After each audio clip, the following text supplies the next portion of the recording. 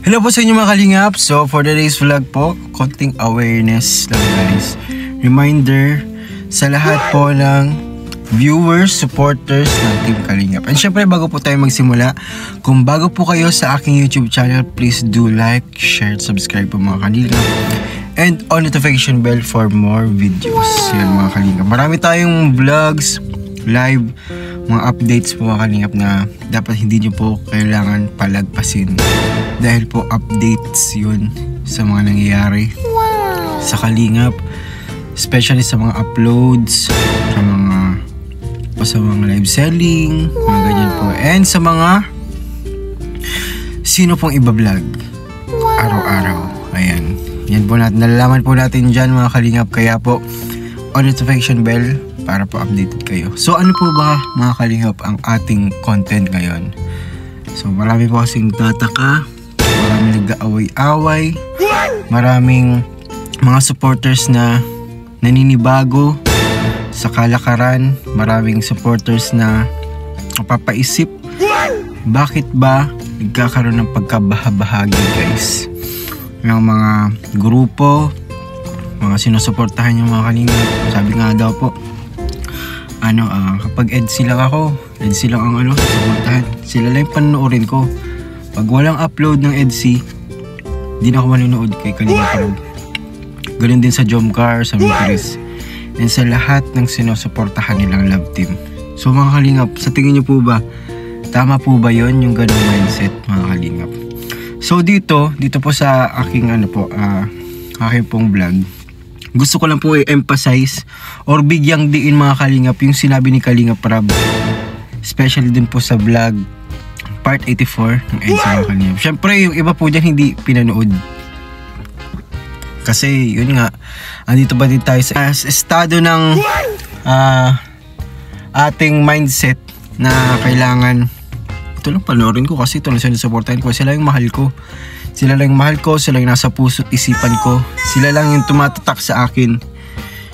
Yun, kaya po dito ipapalabas ko po mga kalingap kung ano po ba yung sinabi ni Kalingap Rab kung ikaw po ay fanatics po kasi ang titawag po dun yung isa lang po sinusuportahan nyo, yung tipong buong oras ng buhay mo sa isang araw nilalaan mo sa pagsusuporta. Yung tipong wala ka nang tinitirang oras para sa sarili mo, sa pamilya mo, anak mo, which is bad mga kalingap. Kaya po ito, vlog na ito, awareness po ito para sa lahat. Sana po lahat makapanood po nito para po bigyan natin ng diin yung sinabi talaga ni Kalingap Rab, kasi kailangan po talaga yun malaman ng iba, especially mga reactors, silent viewers, regular viewers na mga kanya-kanya nilang paboritong love team or sinusuportahan. Syempre may kataga nga po tayo, one Kalingap, one family, #tahanan. So yun po dapat yung kailangan natin panindigan. If you are in the home or in the house mga kalingap, syempre ano bang nasa loob ng tahanan? Pagmamahal, kapayapaan, di ba? Pagkakaisa. Ano pa bang meron? Yun, comment po kayo mga kalingap kung ano pong meron sa loob ng isang tahanan. Kasi po, tayo, one Kalingap, one family, #tahanan. So yun po yung nasa isip ko na meron sa loob ng tahanan. May nanay, may tatay, may mga anak, may pagkakaisa. So yun po, dahil nga po sa Kalingap may tahanan, so dapat po ang sumusuporta sa Kalingap dapat po may pagkakaisa. Para po pag may vlog or premiere si Kalingap Rab or si Kuya Bal, Ate Edna, dapat po nandun tayo. Pero yun nga, we can't please people. Mahirap po silang bigyan ng ganitong idea or reminder. Pero sana sa vlog na to kahit papano makatulong para mahikayat sila na dapat one Kalingap, one family. So ito po, may papanood po ako sa inyo mga kalingap na video regarding sa part 84 ng EDC na may sinabi si Kalingap Rab na hindi po porket part 84 ng EDC for EDC lang po. So dito po sinabi po ni Kalingap Rab kung ano po ba importansya ng isang kalingap, isang sumusuporta sa kalingap. So panoorin po natin. Pag-ibig ay mali ako.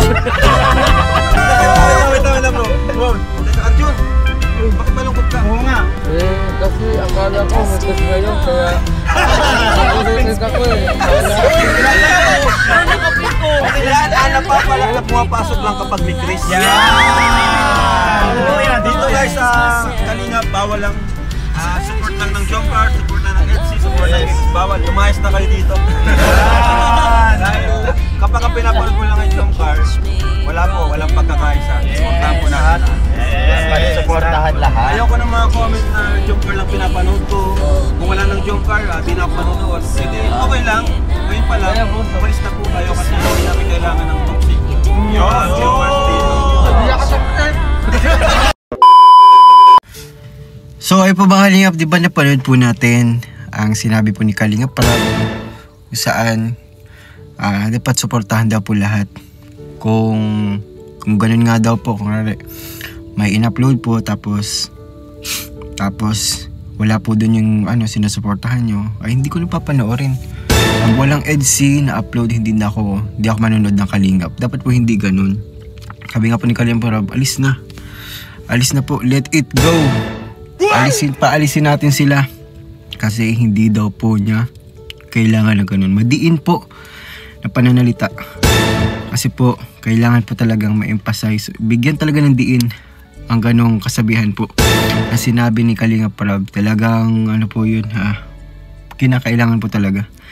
And syempre napapansin na ni Kalingap Prab yung pagkabahagi, pagkakaroon ng grupo kasi Jomcar lang ako. Yun lang sinusuportahan ko. Kapag wala upload ng Jomcar, di na ako manonood. Kasi ilang naman yung mahal ko eh. Ilang naman pinapanood ko. Which is wrong mga Kalingap. Kaya nga po One Kalingap One Family. Nasa loob tayo ng tahanan. May pagkakaisa, kapayapaan, pagmamahal. Siyempre po kung meron pong ganun, tsak, mafulfill ang pinaka meaning po talaga ng One Kalingap One Family. So ayun po.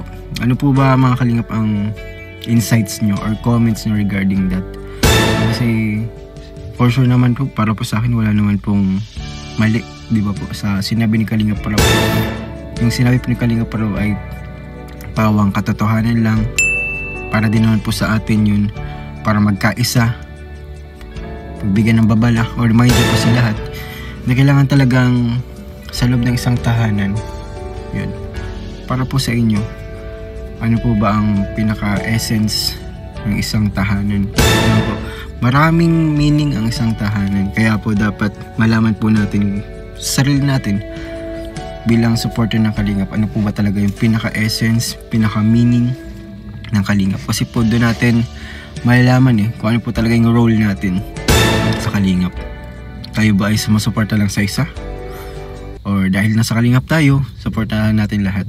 Wala na dapat pagkabahabahagi or pagkaaway-away ng mga supporters. Dapat walang si ganito magaling sa ganito, siya mahina sa ganito. Wala pong ganun. May kanya-kanya po silang strengths, weakness, and mga strategic movements nila sa love team. Ayan, sa mga actions nila, sila lang bahala po. Wala po dapat pagkukumpara. So po mga Kalingap, maraming salamat po sa ating vlog. Dapat po sa vlog po na to may matutunan po ang lahat mga Kalingap. Sana kahit papano, kahit konti, makatulong na bigyan ng yung iba ng insights regarding what is tahanan, what is Kalingap, what is One Kalingap One Family. Sana po maunawaan po natin yun mga Kalingap. At sana sa vlog nito, pinaka-focus lang talaga nito, magkaroon ng peace, love. Dahil nasa isa tayong tahanin mga Kalingap. Kaya po yun, thank you po so much. Maraming salamat po sa pagsubaybay, sa nakarating sa duration ng vlog na to. Maraming salamat po sa hindi nag-skip ng ads and sa support po sa aming mga K-Boys and sa Team Kalingap, kila Kuya Bal, Kuya Rob, and kay Ate Edna. Maraming salamat po. God bless for everybody. Thank you so much.